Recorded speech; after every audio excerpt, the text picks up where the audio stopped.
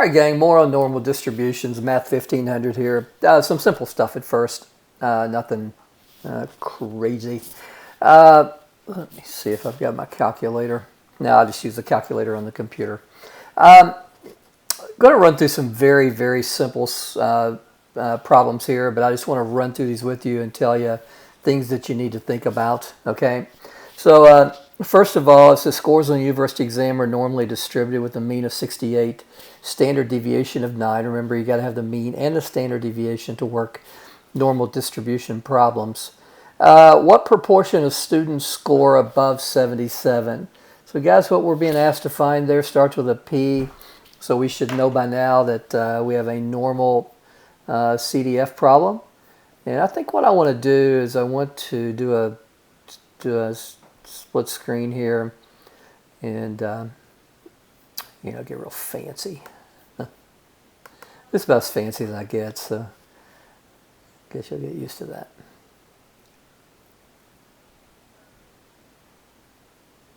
Spinning wheel, don't you love it? All right, so let's go over, let's get this up here. And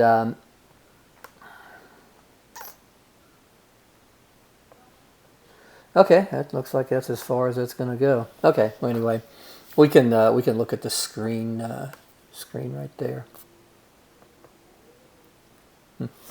Okay, let's clear out. I've been teaching matrices in my other class, so again, scores on the university exam mean 68 proportions. So, gang, we're going to go to distribution. We're going to go to normal CDF, which is number 2. We want above 77, so that goes from 77 up to E99. With a mean of 68 and a standard deviation of 9. All right, so paste. You'll see it goes into your home screen. Hit enter. So the answer here would be 0.1587.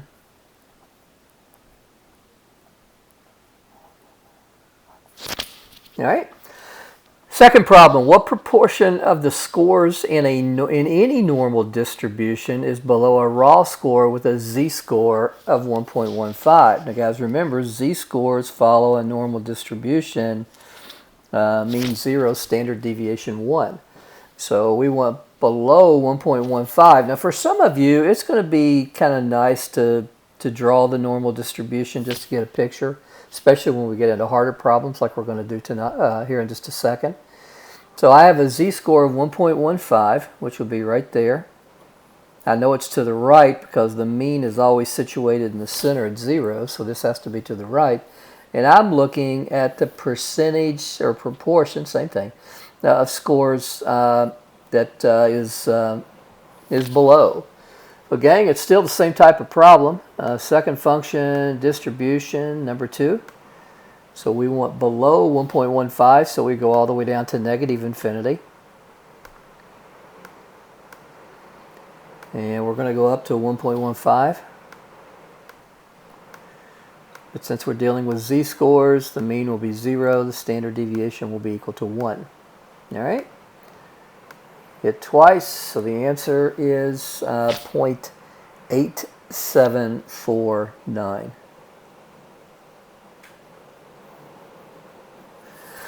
All right, the next one says, what proportion of scores in any normal distribution is between 2 raw scores with z-scores of negative 0.5 and 1.2?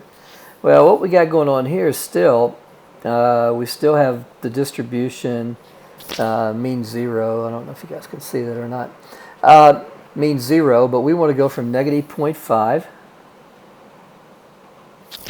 all the way up to 1.2. So we want the area under the curve right here. Now, guys, the reason we do this is it's just part of any statistics class. But eventually we're going to get into something called p-values. And p-values are an important decision-making tool in hypothesis testing. And it turns out that a p-value is nothing more than the area under the curve. So there's far-reaching consequences of what we're going to do here. So second function distribution, go to number 2. And so we want to run this from negative 0.5 all the way up to 1.2. Mean is 0, standard deviation 1 because we're dealing with z-scores. So paste it, hit enter, so 0.5764. Now guys, I usually round proportions and probability to 4 places. Your statistical software package, or I'm sorry, your online course management system may require you to round to something different. So yeah, I can't help it. I got distracted there. I'm sitting here on the back porch, and it's raining today. And I'm just sitting here watching that happen. So I'm distracted. All right, gang. Can you hear the thunder? Did you guys hear that? I used the following to answer questions 4 through 5. So the battery in an iPod has a run time until it needs to be recharged. Okay, that is normally distributed with a mean of 6 hours and a standard deviation of 30 minutes. Well, guys, first thing I see is the mean and the standard deviation are given to me in different units. One's in hours, one's in minutes. So I think we all know that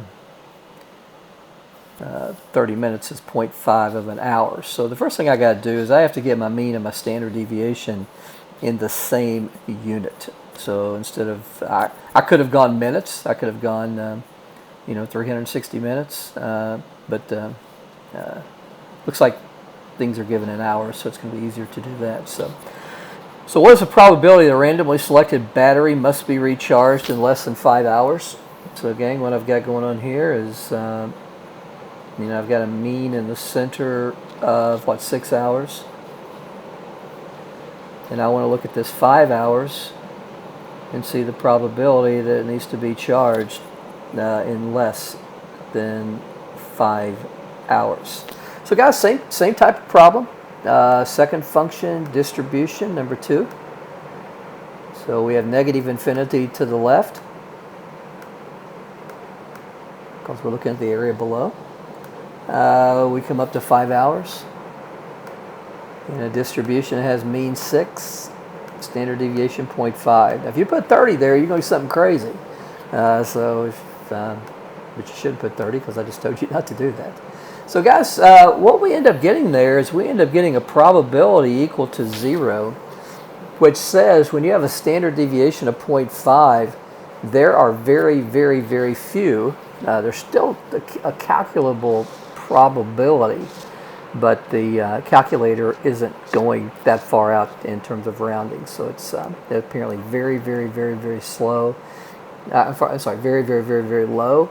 And the calculators just said it's too low to report, so we will report that as a probability of 0. Number 5 says, what is the third quartile, Q3, of this distribution? Now, guys, I want to teach a little bit here because this is a little bit different. So, gang, we've got this normal distribution with a mean of 6 hours. And we got a standard deviation of 0.5 hours. What we want to do, if you remember the third quartile, so Q3 equals the number which has 75% of the values below it. So guys, we know that right here, we know that the mean is at the 50th percentile. It has 50% of the scores below it because it cuts the distribution into 2 equal parts. But there has to be some score out here, some number of hours, that has 75% of the distribution below it.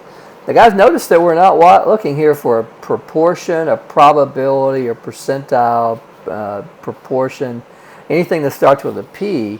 We are looking for a score that has a certain percentage of scores either above or below it. And guys, when you run into a situation like this, you can almost guarantee yourself that you're going to be looking at an inverse norm key.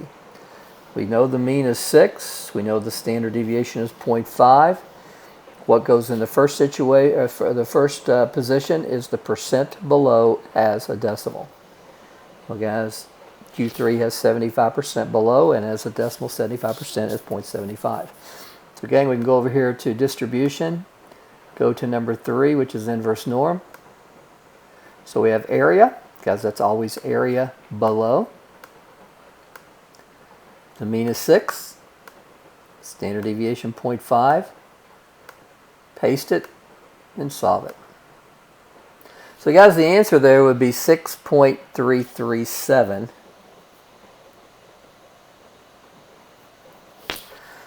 hours. Okay, now let's say this is a test question. You got a few minutes left, and you're like, well, I wonder if that is true. Is that really the answer? Well, guys, we can check that out. Let's go to number 2. So we could say we can look at the area below. This proposed 6.337. When we have a mean of 6, standard deviation of 0.5.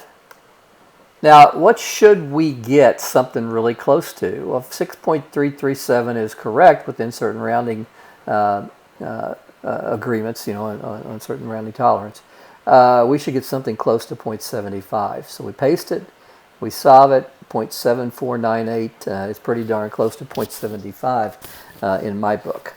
So gang, the correct answer to what is the third quartile of the distribution, I'm going to go with 6.337. Now guys, after this video, we're going to get into something harder. It's called central limit theorem. Now it builds on what we're doing right now, so it's really important that you watch this, even if you think you're really good at it.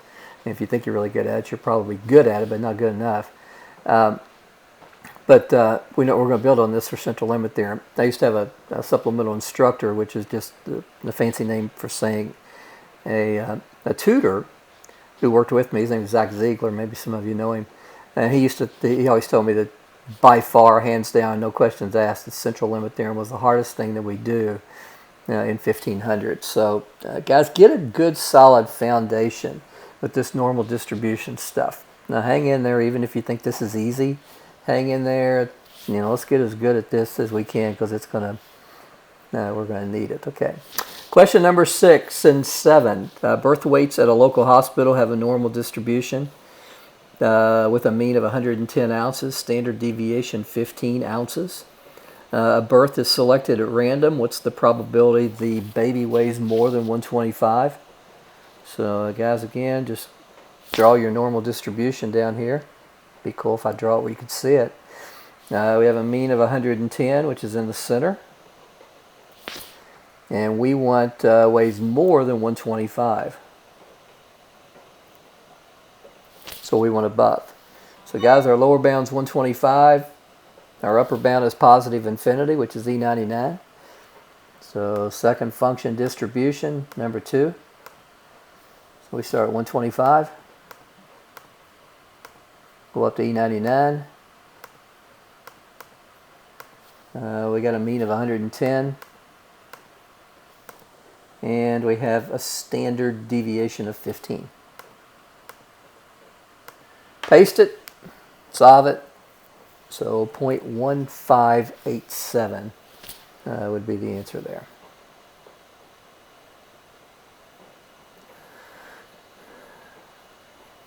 Now you might, if you're paying attention here, you might be saying, wait a minute, that's the same answer we got up here. And I did this on purpose because I want you to think about something. The score that we're finding, the score up here is 77. And notice that that's the mean plus 1 standard deviation. So this has a z-score equal to 1 because the score of 77 is 1 standard deviation above the mean. So its location is 1 standard deviation of the mean. Therefore, it's got a z-score equal to 1 because that's what z-scores do. Well, notice down here, it's got a percentage 0.1587 as well. But if you notice the 110, the mean, plus a standard deviation of 15 is 125, which in this distribution is 1 standard deviation above the mean. So it also has a z-score equal to 1. So any two scores in a distribution have the same z-score, we'll have the same percentage or proportion or probability above and below. So they'll have the same answers above and they'll have the same answers below. So guys, number 7, what proportion of infants has birth weight between 125 and 140? These are always easier problems because we don't have to worry about the infinity. So I'm just going to go 125 up to 140. And we got a mean of 110, standard deviation 15, right? So paste it, go for it. So guys, 0.1359 is the answer to this problem.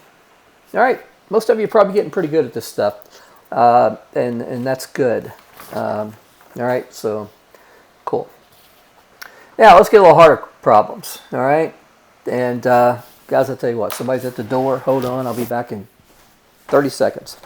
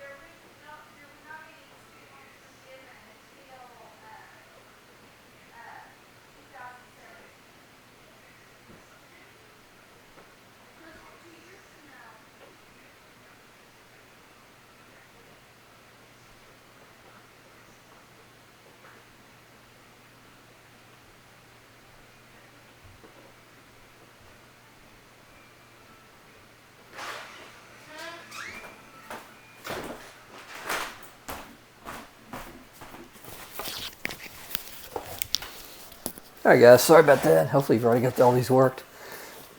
We'll get through these pretty quickly. I've got 12 questions here, and I've got an extra one that I want to show you too. So use the following questions, 8 through 10. So the questions that we're going to be concerned with right now are these 3. So it looks like a marketing research company employs a large number of typists to enter data into a computer database. The time taken has a normal distribution with a mean of 90 minutes, standard deviation 18 minutes, so both of those are in minutes, so it's good to go. A candidate is automatically hired if he or she learns the computer system in less than 100 minutes. A cutoff time is set at the slowest 10%. Anyone slower than this cutoff is not hired. Now, guys, something to consider in this situation is it's so tempting in this type of problem where we have a mean of 90 and a standard deviation of 18 to think that these people are slower. But these times over here are smaller, so these people are faster. So the people who are slower actually turn out to be up here. So it says a candidate is automatically hired if they learn the system in 100 minutes. So anything less than that, I'm going to put auto hire. But then there's a cutoff time set to the slowest 10% that I don't know. But whatever those slowest 10% up there, they're not going to be hired. They're automatically dismissed from consideration for the job. Okay, so let's ask some questions here. What proportion of new typists takes more than 2 hours to learn the system? So more than 2 hours, going to be simple. So we want to see, are we in hours or? Okay, so it was in minutes. So 2 hours is 120 minutes up to E99. Mean of 90 and standard deviation 18. So the only trick there is you have to change 2 hours to 120 minutes, okay? And hopefully you know that. All right, gang, so the first, not very many, takes more than 2 hours to learn a computer system. In fact, it's only, 0.0478. So approximately 4.8% of new typists takes more than 2 hours to learn the system. What proportion of candidates will be automatically hired? Well, it says right here that you're automatically hired if the person learns the system in less than 100 minutes. So that's going to be really simple to do. Less than 100 minutes means we go all the way down to negative E99. Doesn't make sense because we include the negative numbers, but let the people who model this distribution worry about that. So what do we say, less than 100 minutes? 90 and 18, right? So the proportion that will be automatically hired will be 0.7107.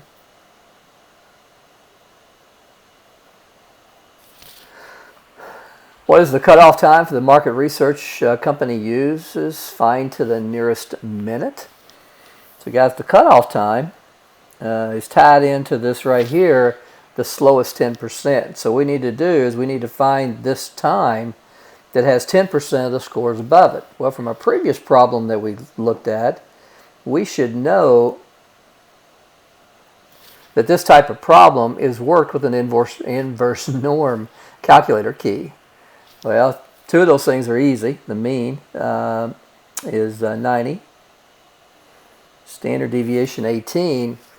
But again, inverse norm, what goes first? Percent below. Well, guys, we got the top 10 slowest. But we need the 90% of the fastest. Because that calculator always requires you to put in percent below, not percent above. So second distribution, inverse norm. So we got our area 0.90, mean of 90, and standard deviation 18. Paste it, work it. So 113.07 minutes. So it says find this to the nearest minute, so that's going to be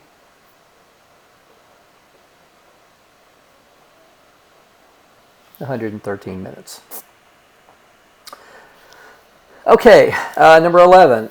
Scores on university examination are normally distributed with the mean of 62, standard deviation 11.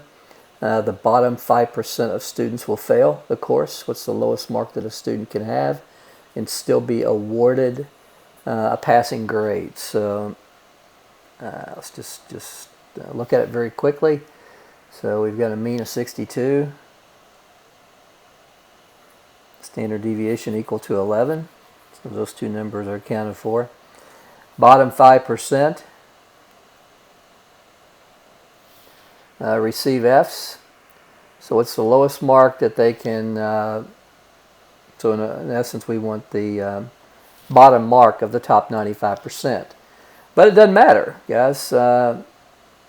Inverse norm requires you to put in percent below, so 0.05. Mean of 62, standard deviation of 11.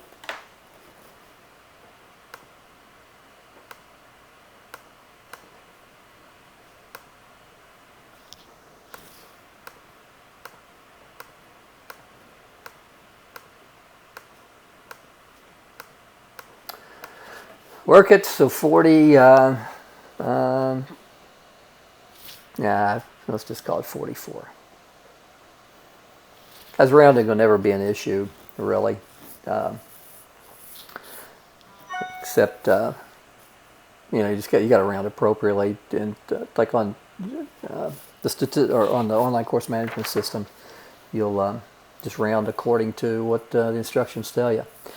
All right, gang, number 12 is a little harder, and number 13, which I'm going to add here in just a second, is even harder. So thanks for hanging around.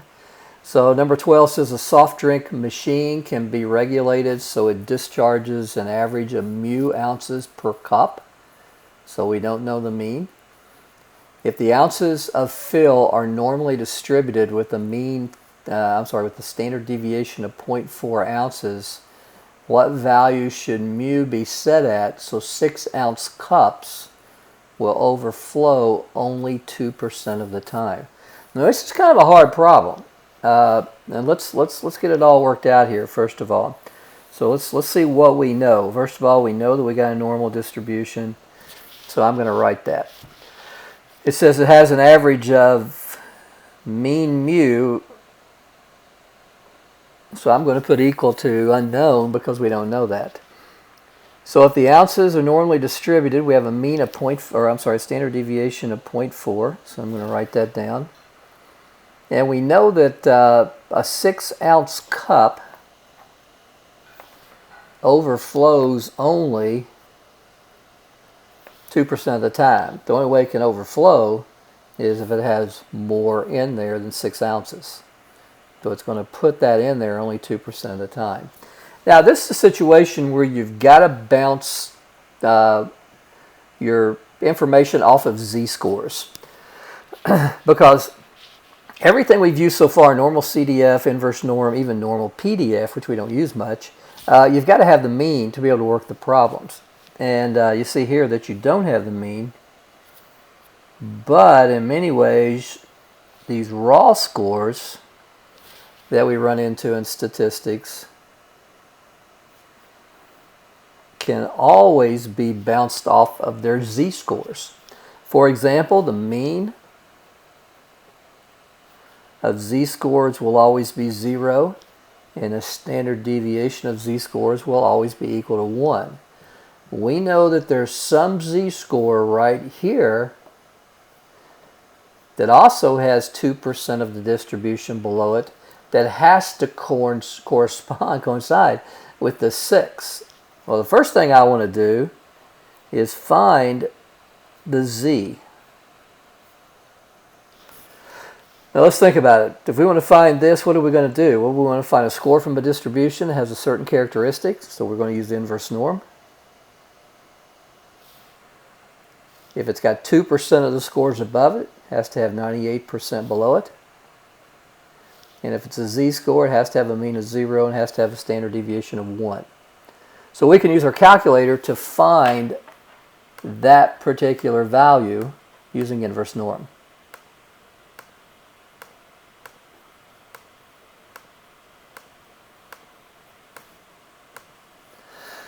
So the z-score is 2.05. Let's just call it that. Now, the thing that I know is that these raw scores, which I always call x's, and these z-scores, which, non-creatively I call z's, these things correspond with each other using the z-score formula that we talked about in previous videos. Well, for everything that's set up here, we know the z-score that corresponds with 6 has to be 2.05. So I'm going to put it in place of the z-score. I know the x from the raw score distribution has to be equal to 6. The mean I don't know, and the standard deviation has to be 0.4. So gang, what I got now is I got something that I can multiply both sides by 0.4. So on the left-hand side, I get 0.4 times 2.05. So on the left-hand side, I get 0.82. So this has been eliminated. 6 minus mu. But gang, I'm not looking for minus mu, I'm looking for plus mu. So I'm going to take this minus mu and move it over here, making it a positive mu. And over here I get a 6. This stays positive because it's on the same side. But that 0.82 is going to become negative because it moved across the equal sign. So guys, I'm going to say that the mean should be 5.18 for this to be able to happen. So in other words, to have a filling ounce of 6 that will only overfill 2% of the time, the mean needs to be 5.18. So let's check it out here, because I like to teach this, because for those of you that like really care, and you're taking this seriously and you want to learn something, you want to get A's and B's so you get this course behind you the first time, taking the test, how can we test this? Well, let's just go to Normalcdf and see if indeed that the area above 6 all the way up to E99 when we have a mean of 5.18 and a standard deviation of 0.4. Now, if this is indeed true, then what should we get? Well, we should get something awful close to 2% up here, or 0.02. And guys, I don't know about the rest of the questions. If this was on an examination, I would feel comfortable walking out of there knowing that the 5.18 was correct, okay? Now, let me give you one more type of problem, and we'll end this video. It's going to be kind of a short video.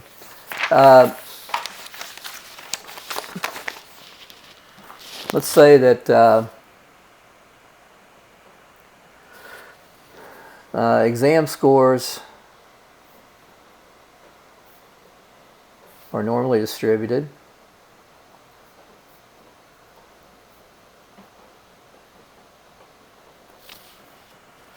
With mean mu and standard deviation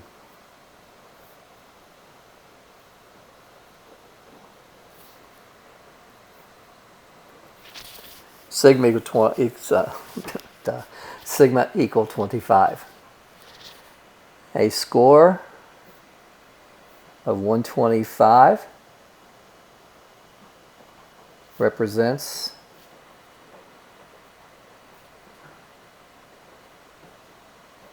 the 80th percentile. What is the value for mu? Now guys, a lot of students, especially the ones that aren't going to be successful at this stuff, will look at that and they'll completely lose their mind. But students who do this kind of stuff and turn out to be successful at it will use information from previous problems to help them work these types of problems. So if we think about the previous problem, which really looks like what we want to do here, guys, what did I do first? Well, I drew a distribution of what we call raw scores. Our x's, which are exam scores here.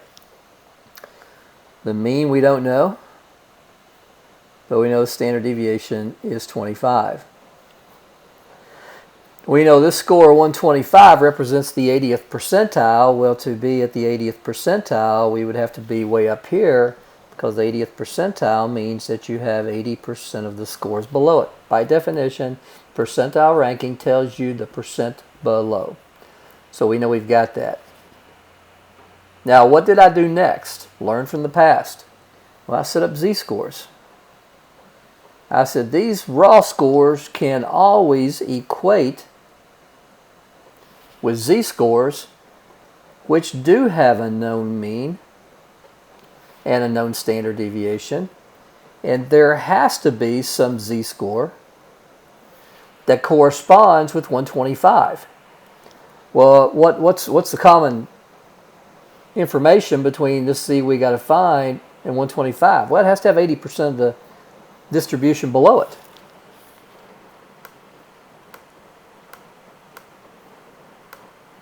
.8. It's a z-score, 0 and 1. So guys, the z-score is 0.84.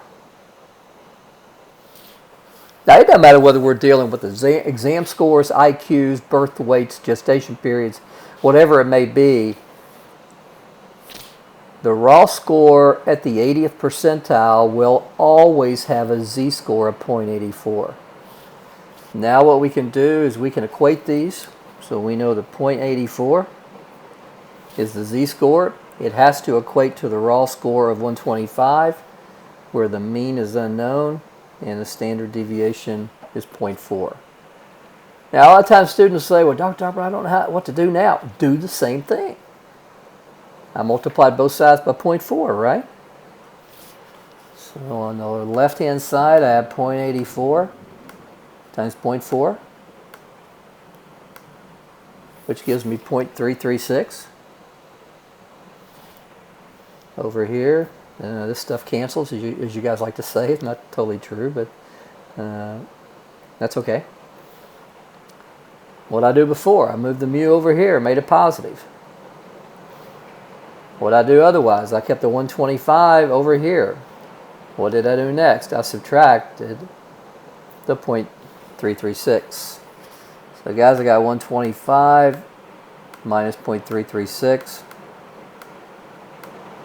So I get a mean proposal at least of 124.664. All right. Is that the case? Well, no, let's try it out. Second function, distribution. Let's go normal CDF and let's see if we can get the percentage below as 80%. So I want to run this thing from where? Well, guys, over here, this 0.80 goes where? It goes all the way down here to negative infinity. So my left bound is negative infinity, my right bound is 125. So negative E99, which I've actually already got, so but I'll just go ahead and type it this way. Upper bound's 125. You don't use the z-scores here because you're trying to find the score.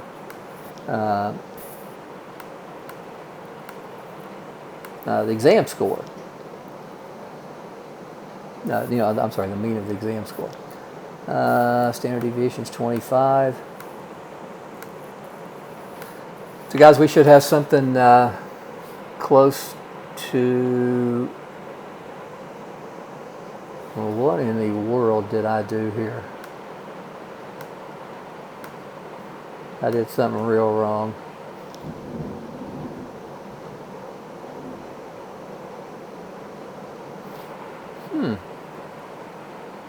Well, I'm actually kind of glad that happened. What's going on here? Okay, so we've got 125 is at the 80th percentile. Guys, let's go back through this. I must have typed something in wrong. So I need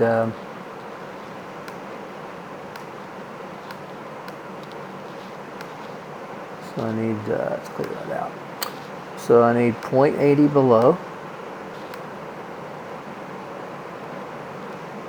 Guys, I'm losing my mind here. I keep wanting to go down to inverse norm, but it doesn't go. So 0.80. I got some.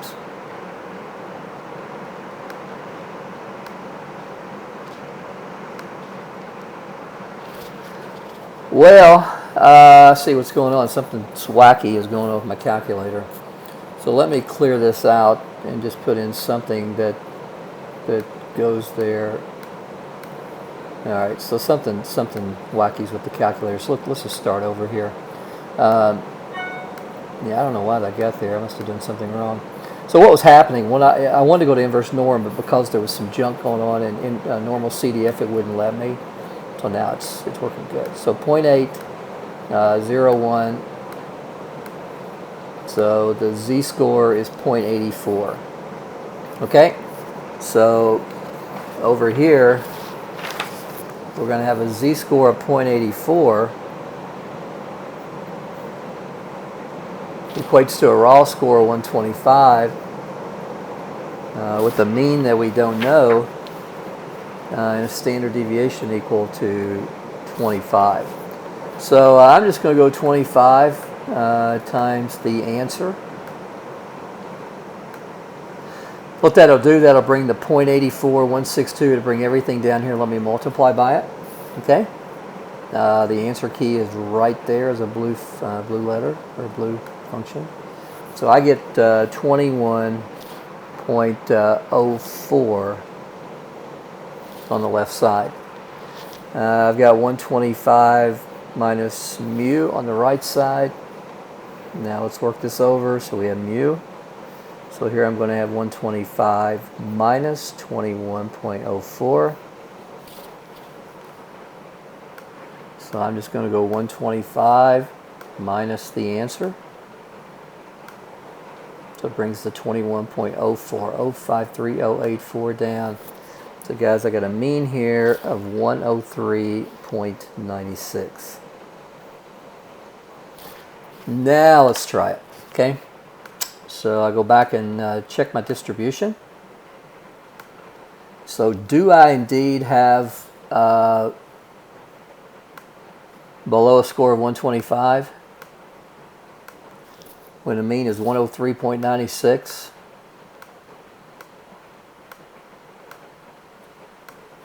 Standard deviation 25. Do I indeed have 80% of the distribution below it? And you'll see that I do. You know, I'm actually glad that happened. I really am. I'm not invincible. I don't know where that went wrong, but let's put a baseball cap on this. For the UK there. Well, that's probably about the ugliest thing ever. Gang, it's all I got. We'll start the central limit theorem in the next video. It's going to be a little bit harder. Guys, remember, in case I haven't connected with you yet, remember that all assignments are now posted by Wednesday and due the next Wednesday at 11:45 p.m.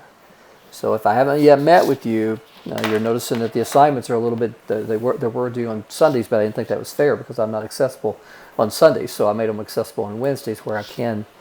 I'm on campus a lot, especially I'm on campus either Tuesday or Wednesday. So I'll be around. Also, we got some good graduate assistants in the math lab. They can certainly help you. So guys, take care.